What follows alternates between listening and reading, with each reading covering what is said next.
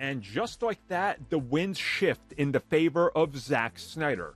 After the firing of James Gunn, it's been revealed that Zack Snyder and Netflix have officially acquired the rights to the Snyderverse and DC, and coming at us after the release of Rebel Moon Part 3 will be Justice League Part 2, Darkseid War.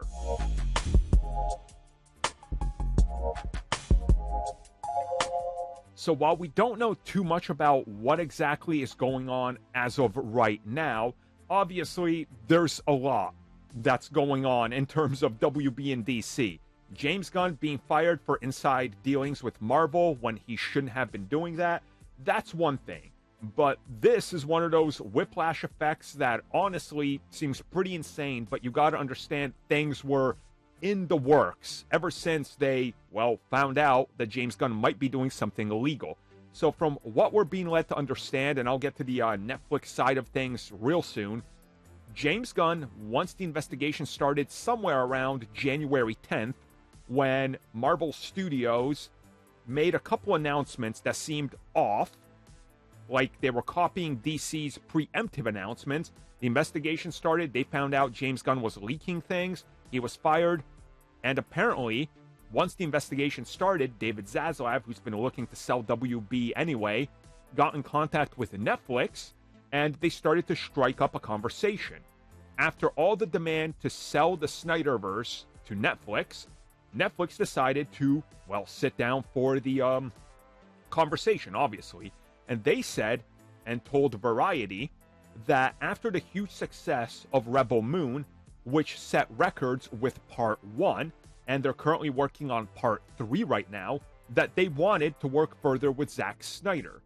It's at this time when Zack Snyder was also talking to WBDC about possibly doing something that all the conversations more or less crossed streams, if you will, and with James Gunn being gone, the DC universe, again, looking like it's going to be problematic, the offer was made by Netflix. Now, we don't know how much money was spent, but according to Netflix, it's a literal drop in a bucket for them, worth nothing because of how successful Rebel Moon was.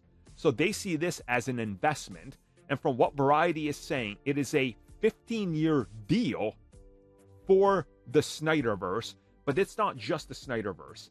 It's everything DC that Zack Snyder had in his original vision. So Martian Manhunter, Green Lantern, all that, that's all now under Netflix. Whatever wasn't part of his vision, that stays at DC, and they can look to do whatever with that, which obviously isn't a whole lot. So we don't know what exactly is happening or when we might see it, but it looks like by the end of the year, once the next Rebel Moon part is done shooting, that's when they're starting production on Justice League 2. And as Zack Snyder revealed, the scripts are already done. So all they need to do is just reassemble the entire team, and they're back at it. And he seems very confident that everybody is coming back for this, and that the sequel will be out no later than 2026, with more releases pending after that. So, how do I even react to this without saying I just can't anymore.